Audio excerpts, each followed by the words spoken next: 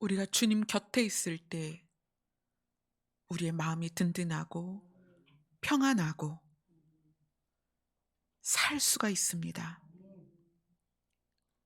내 안에 계신 주님이 늘 살아 역사하셔서 주와 함께 사는 삶이 되게 하여 주시옵소서. 예수님 이름으로 기도드리옵나이다. 아멘. 오늘 말씀은 시편 59편입니다.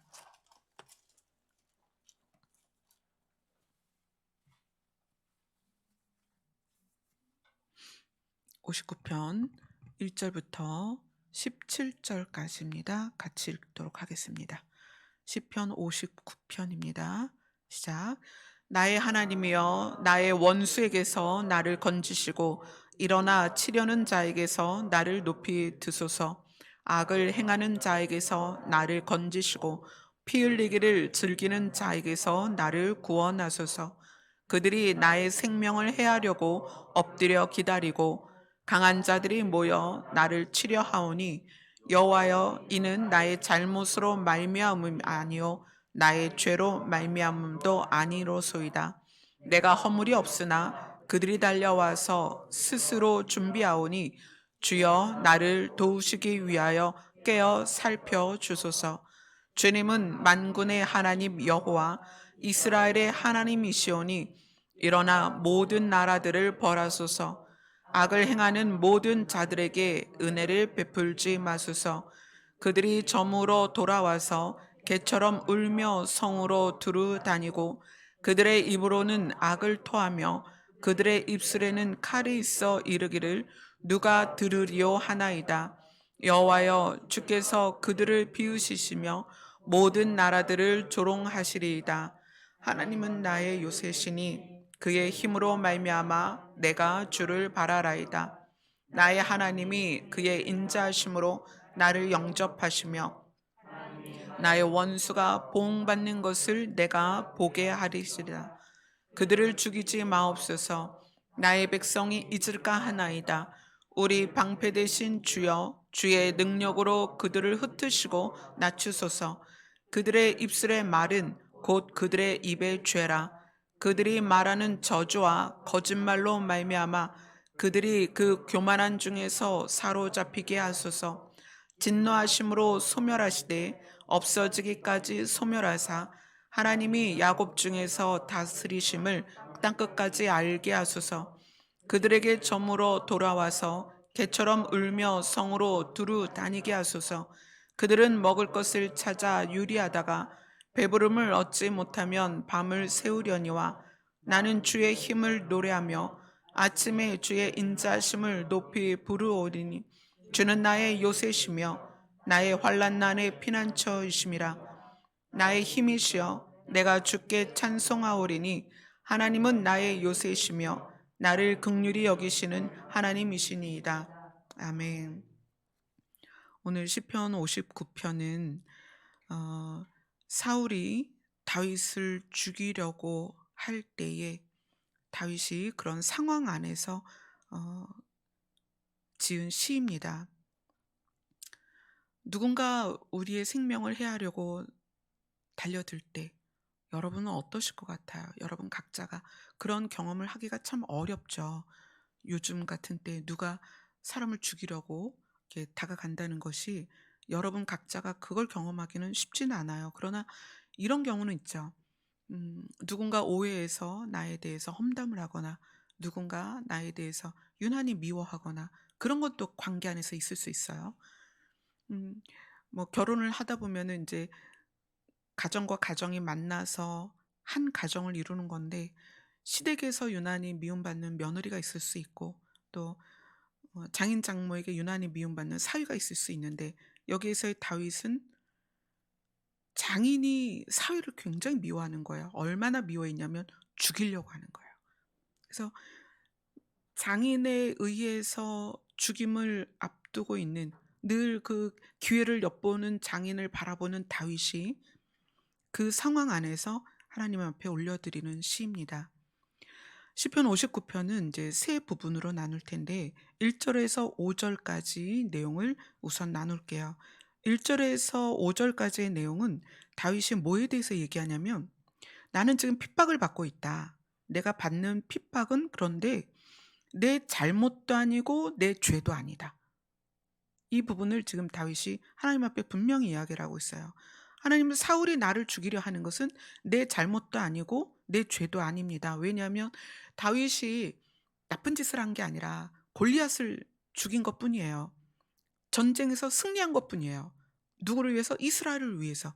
그런데 사울은 거기에서 시기심이 난 거거든요. 백성들이 다윗이 죽인 자가 만만이고 사울이 죽은 자는 천천이다. 그래서 다윗이 사울보다 강하다라는 것을 사람들의 입에서 입으로 그게 전해지니까 사울이 거기에 대한 시기심이 생겨서 다윗에 대해서 죽이고자 하는 마음이 생기는 거예요. 그러니까 다윗 입장에서는, 하나님, 사울이 나를 죽이려 하는 것은 내 죄도 아니고 내 잘못도 아닙니다.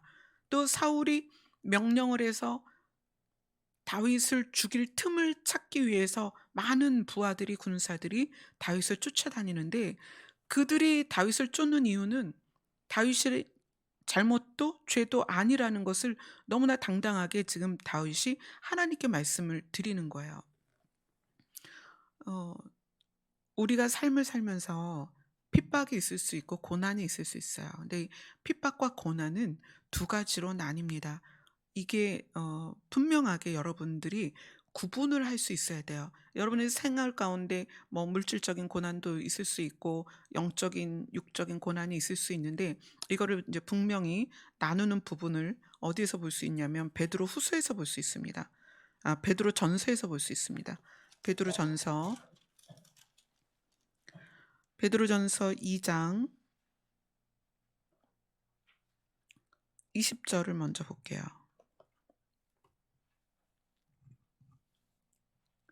베드로전서 2장 20절 같이 읽겠습니다. 시작.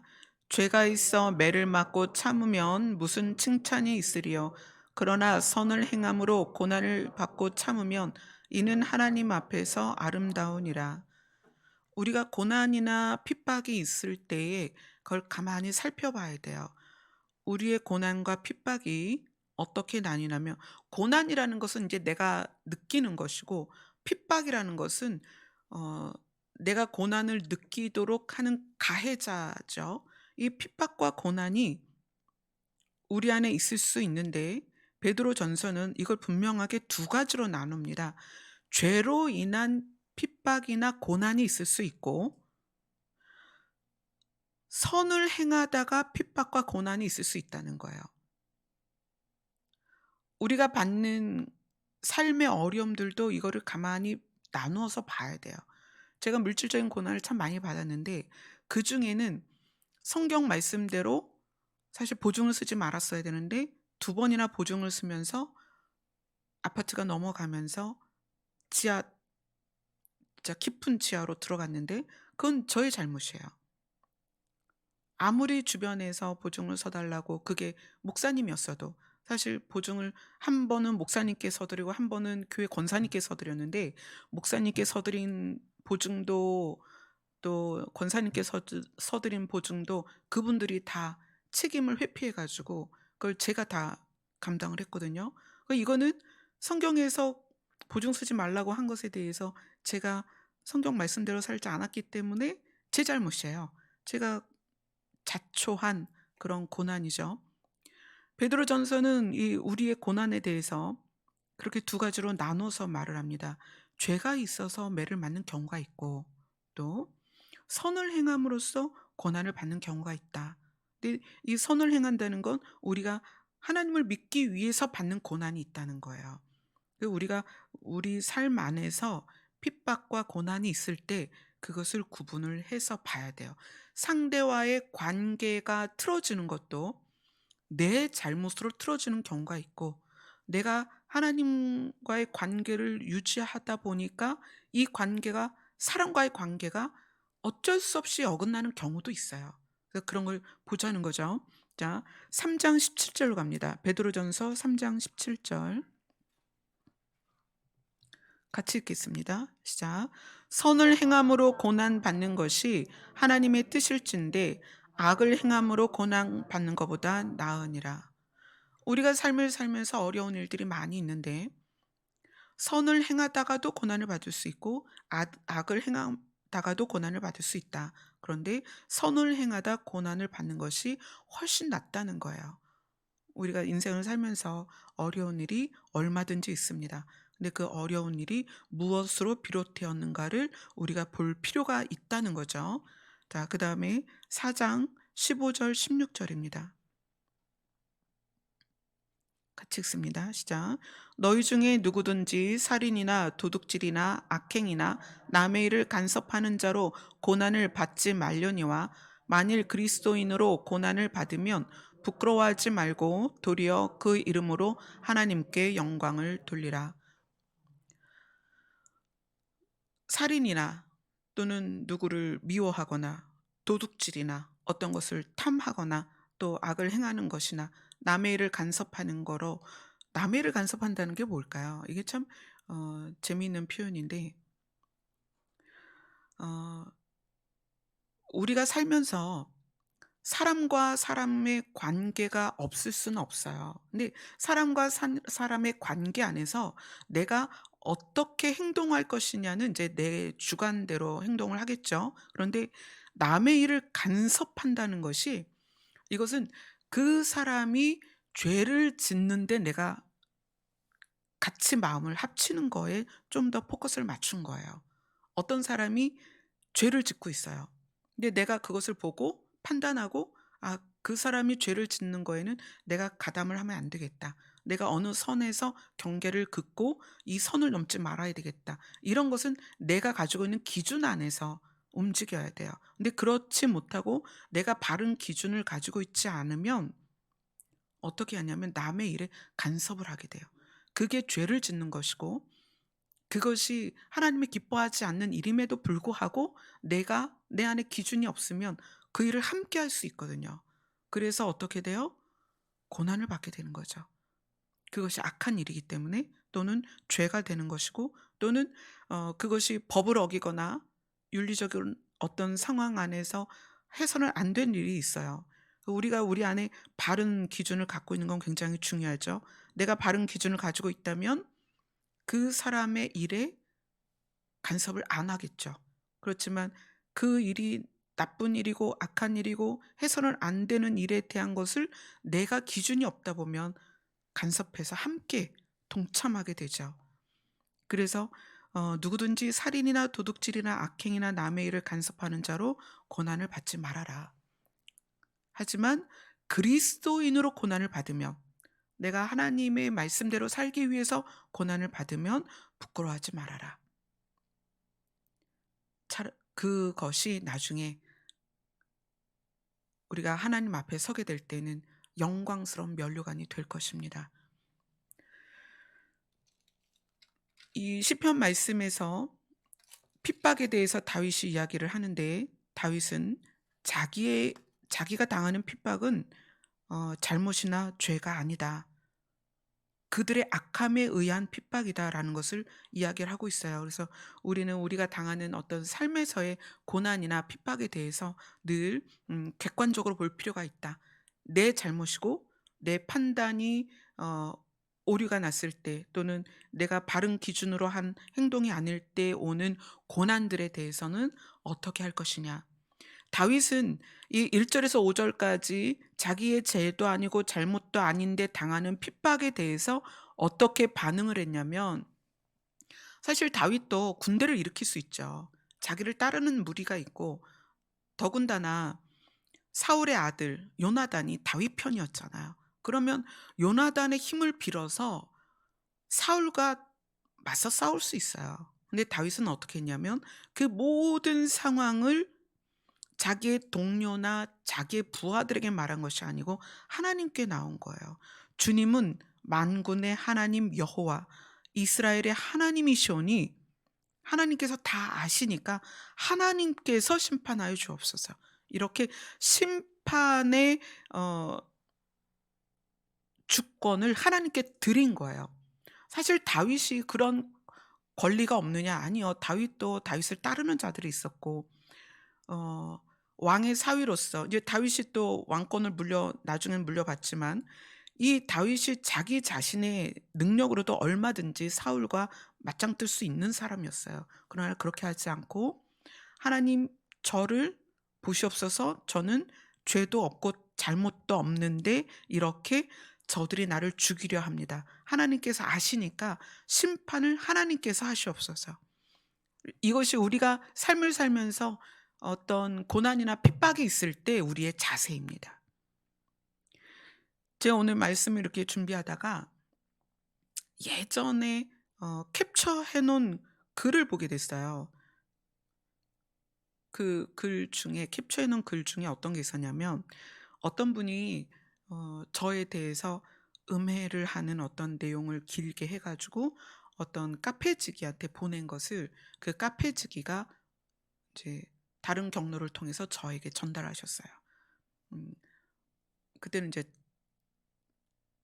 전도사였고 목사 연수 받은 지 얼마 안 됐을 텐데 목사님에게 이런 음해의 편지가 왔다. 그래서 제가 그 글을 그때 읽고 음 제가 그분에게 그것에 대해서 한마디도 하지 않았어요. 저희 교회 성도였는데 한마디도 그분에게 그 편지에 대해서 언급도 안 했어요. 그리고 저는 이제 하나님 앞에 하나님께서 아시니까 제가 어떤 사람이고 왜 그런 행동을 했고 왜 그렇게 사역을 하는지를 하나님은 아시니까. 그분의 불만은 어디까지 있냐면 왜 부교육자들을 월급을 많이 책정해서 그 월급을 주기 위해서 밤낮 저렇게 상담을 하냐는 거예요. 그 부교육자들 월급 주려고 제가 밤낮 상담을 하고 그러니 성도도 안 돌보고 뭐 이렇게 사역이 형편없다는 그런 내용인 거예요. 그래서 하나님은 아시죠. 제가 왜 사역자들을 돌보려고 하는지. 그다음에 그 사역자를 돌보는 것과 상담하는 것도 별개거든요. 상담은 너무나 힘든 사람들이 저에게 도움을 요청하는 거니까 하는 거지 제가 상담소를 개설한 것도 아니고 상담받고 돈을 받는 것도 아니잖아요. 그죠? 상담해 주고 돈을 받는 것도 아닌데 그걸 그렇게 연결해서 음해를 했던 내용들이 2018 년도인가 17 년도인가 하여튼 그 편지를 제가 받은 적이 있어요. 근데 그거를 우연히 오늘 낮에 사무실에서 그 캡처해 놓은 걸 봤어요. 그리고 오늘 본문을 보면서 어 여러분들도 마찬가지예요. 여러분들이 어떤 일로 핍박을 받든 어떤 일로 고난을 받든 그것의 원인이나 과정은 누가 아세요? 하나님이 아세요. 그래서 내가 잘못하지 않고 받는 핍박과 고난이 있고 내가 잘못해서 받는 핍박과 고난이 있습니다. 두 가지 다 어떻게 우리가 대처를 해야 되느냐? 하나님께 나아가는 거예요. 하나님께서 아시기 때문에 내가 잘못한 것이 아니고 내가 지은 죄로 인한 고난이 아니라면 그것도 하나님께서 해결하십니다. 그리고 만약에 내가 잘못 선택하고 내가 죄를 지어서 내가 받는 고난이라면 그 과정을 지날 힘을 하나님께서 주십니다. 하나님, 제가 잘못했습니다. 제가 잘못 판단해서 이러한 일이 저에게 미쳤습니다. 이 일을 지나갈 수 있는 힘을 주시옵소서. 그렇게 기도를 했을 때 하나님께서 그거를 지나갈 수 있도록 도우십니다. 다윗이 1절로 5절까지 결론은 그거예요. 내가 죄도 없이 잘못도 없이 이런 핍박을 받는데 그것에 대한 심판은 하나님께 권한이 있습니다. 내가 대처하지 않고 하나님께 맡기겠습니다. 이런 내용이에요. 그리고 나서 시편 59편이 그다음이 이제 6절부터 13절까지 내용입니다. 6절부터 13절까지는 어떻게 나뉠 수 있냐면 하나님의 힘이 어떻게 적용되는가가 나뉘는 말씀이에요. 6절부터 13절까지 한번 읽어보겠습니다. 시작.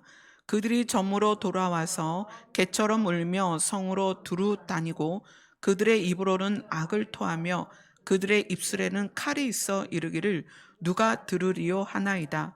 여호와여 주께서 그들을 비웃으시며 모든 나라들을 조롱하시리이다. 하나님은 나의 요새시니 그의 힘으로 말미암아 내가 주를 바라리이다. 나의 하나님이 그의 인자하심으로 나를 영접하시며 하나님이 나의 원수가 보응받는 것을 내가 보게 하시리이다. 그들을 죽이지 마옵소서. 나의 백성이 잊을까 하나이다. 우리 방패 되신 주여, 주의 능력으로 그들을 흩으시고 낮추소서. 그들의 입술의 말은 곧 그들의 입의 죄라. 그들이 말하는 저주와 거짓말로 말미암아 그들이 그 교만한 중에서 사로잡히게 하소서. 진노하심으로 소멸하시되 없어지기까지 소멸하사 하나님이 야곱 중에서 다스리심을 땅끝까지 알게 하소서. 아멘. 이 6절부터 13절까지는 어, 이 세상에서 약자와 억울한 자와 눌린 자와 잡힌 자들이 있는데 그들의 그러한 형편이 죄가 없이 잘못한 것도 없이 그러한 형편을 맞이한다면 하나님께서 가해자와 피해자에 대해서 어떻게 하시겠는가를 보여준 거예요. 여기서 다윗은 어, 여호와의 힘이라는 단어를 씁니다. 힘. 하나님의 힘. 도대체 하나님의 힘은 어떻게 적용이 될까? 10절을 같이 읽겠습니다. 9절, 10절을 같이 읽겠습니다. 시작. 하나님은 나의 요새시니 그의 힘으로 말미암아 내가 주를 바라리이다. 나의 하나님이 그의 인자하심으로 나를 영접하시며 하나님이 나의 원수가 보응받는 것을 내가 보게 하시리이다. 하나님께는 힘이 있어요. 다윗은 무엇을 알고 있냐면 하나님의 힘을 알고 있습니다. 이 하나님의 힘은 다윗 입장에서는 경험된 힘이에요. 어떻게 경험이 됐냐면 다윗은 어릴 때부터 들판에서 양을 치는 자였어요. 자, 지금도 사실 제가 홍성으로 이사 와서 차를 타고 이렇게 다니다 보면 이제 집이 구리에서 여기까지 이사 오기 전에는 일주일에 두세 번씩 구리를 가야 되잖아요. 그러면 안 밀리는 시간에 가려고 새벽같이 떠났다가 이제 아침에 도착하는 그런 시간대에 움직였어요. 근데 홍성만 해도 인제 주변이 시골이다 보니까 이 내포 신도시에서 딱 벗어나면 아주 깜깜해요.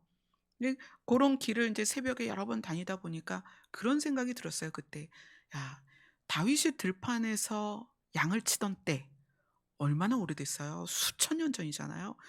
그때의 그 들판이 얼마나 무서웠을까. 양들을 꼴을 먹이기 위해서 그 풀이 많은 곳을 찾아서 목자들이 떠돌잖아요. 양들을 데리고 떠도는데 뭐 낮에 양 꼴을 먹이고 집에 와서 자고 이게 아니라 많은 시간을 양들을 몰고 다닌단 말이에요. 수개월을 풀이 많은 곳에서 꿀을 먹이고 계절이 바뀌면 또 움직이고 이렇게 하는데 다윗이 양들을 꿀을 먹여야 되는 그 시기에 그때에 얼마나 밤은 깊고 어둡고 캄캄하고 또 얼마나 많은 공격들이 있었겠느냐. 뭐 사자의 공격, 곰의 공격, 야생 동물들의 공격이 얼마나 무서웠겠어요. 지금 같은 시대에도 밤이 이 시골길이 그렇게 깜깜한데 근데 그러할 때 다윗이 그 들판에서 누구의 힘으로 살았냐면 여호와 하나님의 힘으로 살았단 말이에요. 그랬던 다윗이기 때문에 골리앗 앞에서 그렇게 선포할 수 있었던 거예요. "너는 창을 들고 칼을 들고 서 있지만 나는 여호와의 이름으로 네 앞에 가 있다. 내가 네 앞에 여호와의 이름으로 설 수 있었던 이유, 내가 들판에서 양을 칠 때 하나님이 그 들판에서 나의 생명을 지켜주셨다. 내가 사자의 입에서 곰의 입에서 내 양들을 지켜낸 것처럼 하나님은 그 상황에서 나를 지키셨다. 그래서 다윗이 말하는 여호와의 힘, 그거는 이미 다윗은 경험한 힘이라는 거예요. 그리고 골리앗을 대면해서 골리앗이 돌 하나에 넘어간 거거든요. 그 돌이 얼마나 셌으면. 근데 그 돌 자체가 센 게 아니라 여호와의 힘에 의하여 날아간 돌이었기 때문에 그 물맷돌 하나에 골리앗이 쓰러진 거란 말이에요. 이렇게 여호와의 힘을 거듭 경험한 다윗이 말하는 거예요. 하나님은 나의 요새시니 그의 힘으로 말미암아 내가 주를 향해서 이것을 말씀을 드릴 수 있다. 나의 하나님은 그의 인자하심으로 나를 영접하시며 하나님이 나의 원수가 보응받는 것을 내가 보게 하리이다. 이 보응이라는 것은 어떤 의미냐면 되돌려준다라는 뜻이에요. 그래서 이 보응은 성경 안에서는 이런 의미예요. 선한 자에게 복을, 악한 자에게 화를 되돌려준다. 하나님은 보응하시는 하나님이다. 이렇게 표현된 곳이 있습니다. 우리가 이사야로 한번 가보겠어요. 이사야서 65장 65장 6절 7절입니다.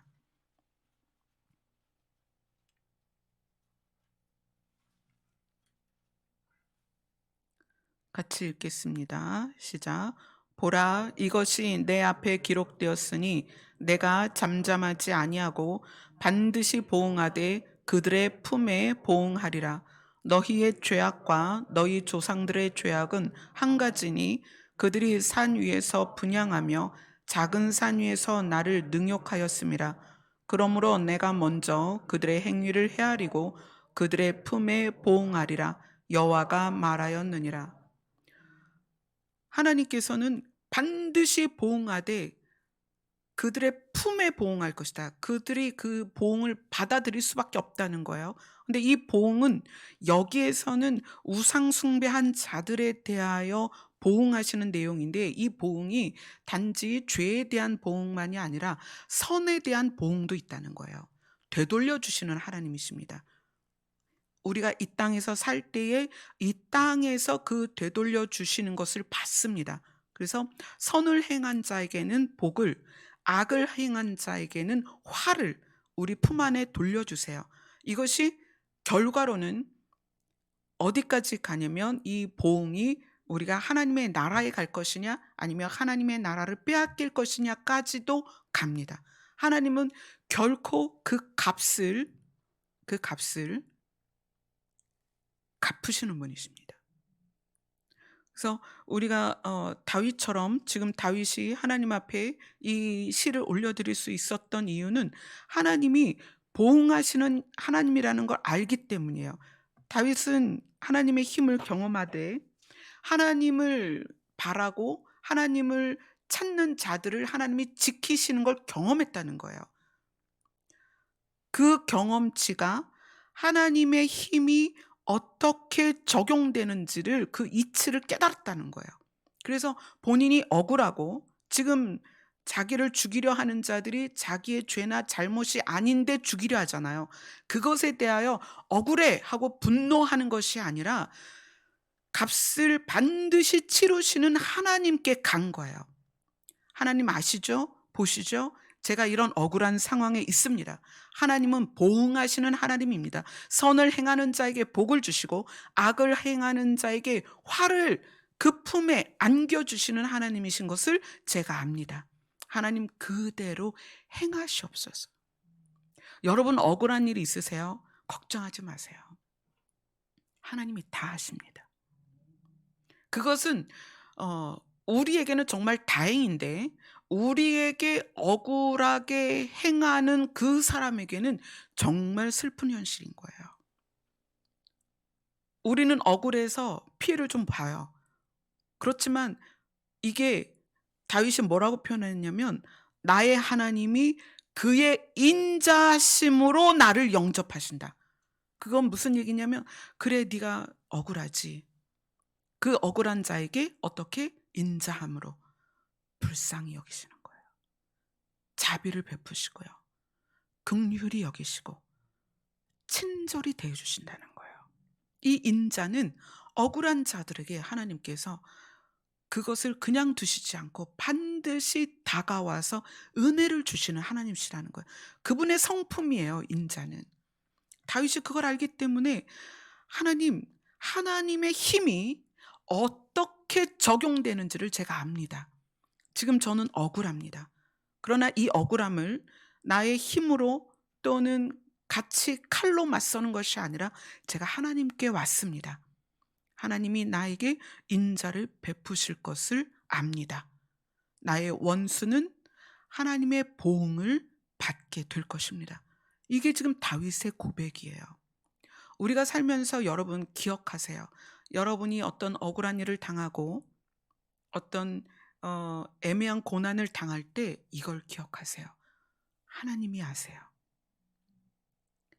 하나님은 반드시 우리를 억울하게 하고 핍박하는 자들에게 보응을 하실 것인데 이 보응은 이 땅에서도 받고 하늘에서도 받습니다. 또 선을 행하되 낙심하지 말라. 왜요? 우리가 선을 행하되 그 선의 결과가 여러분 그럴 수 있어요. 열심히 어떤 사람을 도왔는데 이 사람이 배신할 수도 있습니다. 열심히 도왔는데 그것이 오해가 될 수도 있어요. 정말 선을 베풀었는데 그 결과가 나에게 피해로 올 수도 있어요. 그러나 낙심하지 말라는 거예요. 왜요? 보응하시는 하나님이시다. 내가 베푼 선에 대해서 나의 품에 돌아오게 하신다. 꼭 기억하시라는 거예요. 그래서 다윗이 이것에 대해서 하나님의 힘이 어떻게 적용되는지를 분명하게 이 내용 안에서 우리에게 알려주고 있습니다. 그리고 세 번째로는 이제 14절부터 17절까지입니다. 같이 읽겠습니다. 시작. 그들에게 저물어 돌아와서 개처럼 울며 성으로 두루 다니게 하소서. 그들은 먹을 것을 찾아 유리하다가 배부름을 얻지 못하면 밤을 새우려니와 나는 주의 힘을 노래하며 아침에 주의 인자하심을 높이 부르오리니 주는 나의 요새시며 나의 환난 날의 피난처심이다. 나의 힘이시여 내가 주께 찬송하오리니 하나님은 나의 요새시며 나를 긍휼히 여기시는 하나님이시니이다. 자, 다윗이 이제 14절부터 17절까지 결론을 우리에게 알려줍니다. 나는 결정했습니다. 그들은 그들의 행한 대로 하나님께서 보응을 할 것입니다. 나는 주의 힘을 노래할 것이고 아침에 주의 인자심을 높이 부르오리니 이것은 아침마다 늘 새로운 마음으로 과거에 의해서 매이고 과거에 의해서 분노하고 어제의 일로 혈압이 오르고 어제의 일로 속이 상하고 그게 아니라 아침마다 나는 하나님의 인자를 의지하여서 하나님의 인자하심을 아침마다 묵상하면서 노래를 하겠다는 거예요. 근데 그것이 어떻게 결과로 나오냐면 17절이 이렇게 시작해요. 나의 힘이시여. 16절은 어떻게 시작해요? 나는 주의 힘을. 자, 주의 힘이 무엇이 됐다? 나의 힘이 됐다는 거예요. 주의 힘이 17절에 가서 나의 힘이 됐어요. 나의 힘이시여. 주님이 힘을 어떻게 적용하시는지를 깨달은 다윗은 그 하나님의 능력이 나의 능력이 돼서 다윗의 삶 안에서 그 힘이 발휘되는 거예요. 이 부분을 묵상하면서 기도를 하는데 그런 생각이 나요. 2015년에 남편이 돌아가시기까지 3년 동안 사실 저는 아이들을 못 돌봤어요. 늘 이제 병원 생활을 하다 보니까 또 남편이 뭐 집에서도 막 이제 피를 토할 때가 있었고 뭐 응급실을 수시로 갔고 그러다 보니까 늘 이제 눈이 남편에게 고정되어 있죠. 그래서 아이들 둘을 그때 돌보질 못했어요. 그러다가 남편이 떠나고 나서는 이제 찬미가 많이 아팠으니까. 근데 참 감사하게도 몇 달 전에 찬미가 그런 얘기를 했어요. 엄마 나는 약을 언제 끊을까? 음, 약을 끊게 될 거야. 근데 그때 찬미가 그렇게 질문할 때 하나님께서 감동을 주셨거든요. 곧 약을 끊게 될 거야. 그런데 그거를 이제 찬미한테 이야기하면 어 끊어야 될 시기에 끊어야 되는데 자기가 막 이제 임의대로 끊을까 봐 그 말을 못 했어요. 그리고 "끊게 될 거야." 그랬더니 "끊게 되는 거를 어떻게 알아?" "그것도 알게 될 거야." 그랬어요. 근데 정말 그리고 나서 찬미가 2월 달에 약을 조절하다가 3월 달에 완전히 약을 끊고, 그리고 지금은 이제 여러분도 보시다시피 찬미가 거의 10 킬로가 빠졌거든요. 약에 의한 부작용으로 사실 2 배의 몸무게가 됐었는데 지금 10 킬로나 빠졌어요. 이제 자기 상태로 돌아가고 있죠. 근데 이제 찬미에게 집중될 때 제가 찬주를 못 돌봤어요. 그러니까 찬주는 초등학교 6 학년 때부터 사실 거의 많은 시간을 저의 도움을 못 받았어요. 근데 이제 찬미가 좋아지고 이제 어 마음이 많이 회복이 됐죠. 그리고 나서 지금은 찬미랑 저랑 인제 찬주를 살리고 있는 시간이에요. 찬주가 아직 예배에 못 나오고 있고 어 찬주는 나름대로 지금, 그래서 요번에 대학교 그 교과목을 신청할 때 체프를 신청을 했더라고요. 그래서 목요일 날 학교를 인제 공부하러 가면 목요일 첫 시간이 채플이에요. 그래서 앉아서 열심히 그걸 하더라고요. 그래서 지금은 인제 찬미랑 저랑 찬주를 인제 살리는 시간이에요. 네, 며칠 전에 찬주가 생일이어서 찬미랑 저랑 찬주랑 인제 식당에 갔어요. 그래서 거기서 셋이 사진을 찍었는데 그걸 찬미가 할머니한테 보내 드린 거예요. 근데 할머니한테 연락이 왔어요. "셋이 있는 모습이 너무 행복해 보인다. 또 찬미는 옛날 얼굴이 인제 돌아오는 것 같다." 그래서 막 그렇게 말씀을 하셨어요. 근데 오늘 말씀을 준비하면서 다윗의 하나님은 어떤 하나님이냐면 다윗을 버리지 않는 하나님, 다윗을 지키시는 하나님, 다윗을 돌봐주시는 하나님, 다윗을 살리는 하나님. 다윗이 그것이 받아들여졌기 때문에 하나님을 그렇게 추구하고 신뢰를 한 거잖아요. 우리가 가정 안에서 남편과 아내가 또는 부모와 자녀 사이에서 상대가 나를 사랑한다는 것이 느껴져야 비로소 살아납니다. 그러니까 찬미는 저와의 관계에서 그런 시간이 좀 필요했어요.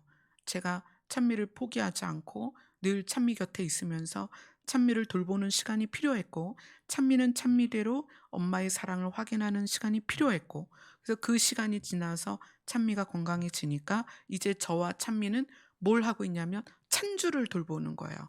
그래서 어 찬미가 많이 아플 때는 제가 찬주를 하루에 5 분도 못 봤어요. 한 10 분, 5 분?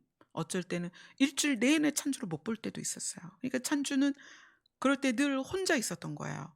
혼자 그 방 안에서 음식을 시켜 먹든지 안 그러면 안 먹고 굶든지 그런 시간이 굉장히 오래 지났는데 지금은, 그래서 그때는 찬주가 언니를 대하는 것도 되게 힘들어했고 저를 대하는 것도 되게 날카롭고 어 퉁명스럽고 공격적이고 늘 그랬거든요.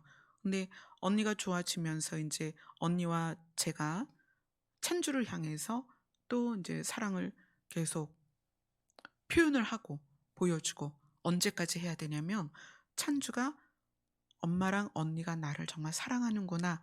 그때까지죠. 그래서 찬주가 계속 저한테 확인을 해요. 한 2주 전인가 "엄마 상담 스케줄을 좀 잡아 달래요." 저한테. "누가 상담할 사람이 있어?" 그랬더니 자기가 상담을 해야 되겠대요. 그래서 "그래 상담하자." 장소는 자기 방으로 해 달래요. 그래서 그날 집에 가서 방에 들어갔어요. 문을 닫고. 그 침대에 둘이 나란히 앉았어요.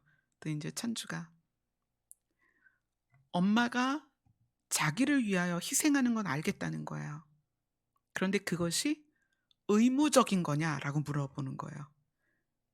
자기는 엄마가 그동안 얼마나 힘들게 살아왔는지 알기 때문에 자기에게 어떤 사랑을 부어 주기 위해서 엄마가 힘들고 어 지쳤는데 의무적으로 하는 거는 원치 않는다는 거예요. 그래서 아니다. 엄마는 진심이다. 엄마가 아빠에게 했든 언니에게 했든 너에게도 동일하다. 이건 진심이다. 그러면서 이제 제 마음을 많이 표현을 해 줬어요. 그때 또 끌어안고 징징징 울고. 근데 그렇게 질문하는 것이 또 한 단계 이 아이가 엄마의 사랑을 확인하는 단계거든요. 그래서 그렇게 징징 울고 자기는 엄마한테 부담 주기는 싫어. 그렇지만 그 얘기는 또 뭐냐면 그렇지만 엄마의 사랑을 받고 싶어 뭐 이런 거죠. 그래서 또 엄마의 사랑을 확인하고 그러면서 그렇게 한 번씩 확인하는 때 그때는 이제 굉장히 퉁명스럽고 날카롭게 막 그렇게 하지만 그날 대화가 잘 되고 나면 또 깊이가 더 깊어지거든요. 서로의 신뢰가 깊어지고 사랑이 깊어지고 또 '엄마가 나를 사랑할까?'라고 했던 그 부분이 풀리기도 하고 그래서 또 그런 과정을 지나면 아이가 또 많이 밝아지고, 밝아지고 그래서 요즘 인제 음 작은 아이랑 저랑 찬미랑 셋이서 이렇게 있으면 굉장히 즐거워요, 시간이. 근데 이것이 어 찬미는 찬미대로 엄마의 사랑을 어 확인하는 시간이 필요했고 찬주는 찬주대로 엄마의 사랑을 확인하는 시간이 또 필요하다는 거예요. 근데 요 시간 동안에 제가 그것에 대해서 진심이어야 전달이 된다는 거예요. 다윗은 하나님이 다윗을 사랑하는 그 사랑의 진심을 알았어요. 그래서 고백하는 거예요. 주의 힘이 나의 힘이다. 아멘. 여러분이 부모와 자녀와의 관계 안에서 또 부부 안에서 그 사랑이 확신이 되면 그게 각자에게 힘이 돼요. 부모가 사랑하는 걸 알면 자녀는 그것이 힘이 됩니다. 부부도 마찬가지예요.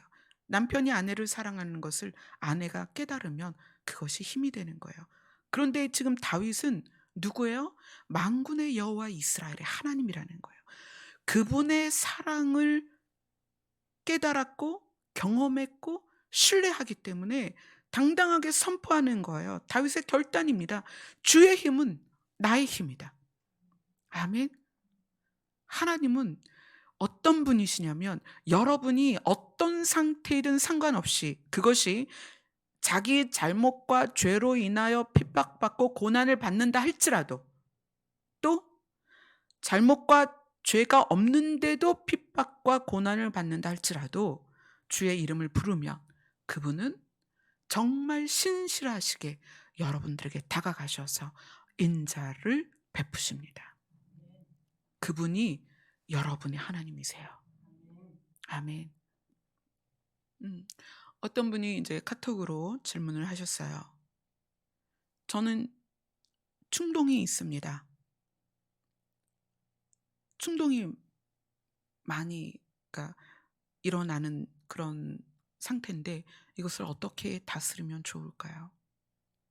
여러분 우리 마음의 충동은 어떤 때 일어나냐면 억울한 게 많거나 내가 참고 있는 게 많거나 또 표현하지 않고 계속 쌓고 있거나 이러면 어떤 순간에 막 충동이 일어나요. 그게 터져버리거든요. 이러한 상황에서는 우리가 반드시 기억할 거는 뭐냐면 하나님이 나를 사랑하신다는 걸 반드시 아셔야 돼요. 내 감정을 누르거나 참거나 억압하거나 표현 못하는 이유는 겉 모양은 착함이고 사람들이 그런 사람을 착하다고 말해요. 겉 모양은 착함이고 또 하나는 두려움이에요. 내가 이걸 표현했을 때 저 사람이 나를 싫어하면 어떡하지? 저 사람이 나를 떠나면 어떡하지? 내가 이걸 표현해서 잘못되면 어떡하지? 이런 두려움들이 굉장히 많거든요. 하나님이 나를 사랑하신다는 것과 하나님이 내 편이 되어 주실 거라는 것과 내가 어떤 상황이어도 하나님이 나를 이해하실 거라는 것. 이거를 여러분 반드시 알아야 됩니다. 다윗이 주는 만군의 여호와시고 이스라엘의 하나님이신데도 불구하고 그 주의 힘이 나의 힘이다라고 강력하게 선포할 수 있었던 것은 하나님이 누구신지를 알았다는 거예요. 하나님이 누구신지 모르고 하나님의 힘을 먼저 배우면 하나님의 힘이 심판에 적용되는 부분이 나에게 커져요.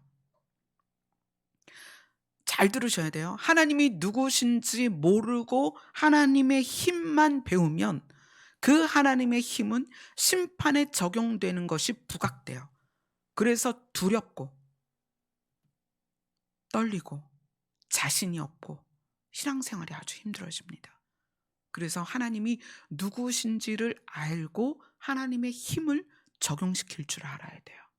하나님의 힘은 죄에 대하여 적용을 하실 때 보응으로 적용하십니다. 그러나 죄인이라 할지라도 하나님을 믿고 신뢰하고 하나님의 이름을 부르면 하나님께서는 인자로 우리에게 다가오십니다.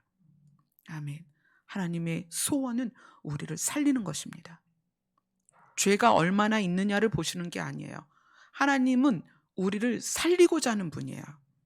그래서 우리가 어떤 상황에 있든지 잘못과 죄로 인하여 핍박과 고난에 있든지 잘못과 죄가 없는 핍박과 고난에 있든지 우리가 주의 이름을 부르고 하나님 앞에 나아가면 하나님은 우리를 어떤 모습으로 인자로 다가오십니다. 그리고 우리를 살리시고 도우십니다. 아멘. 아멘. 자, 우리 찬송가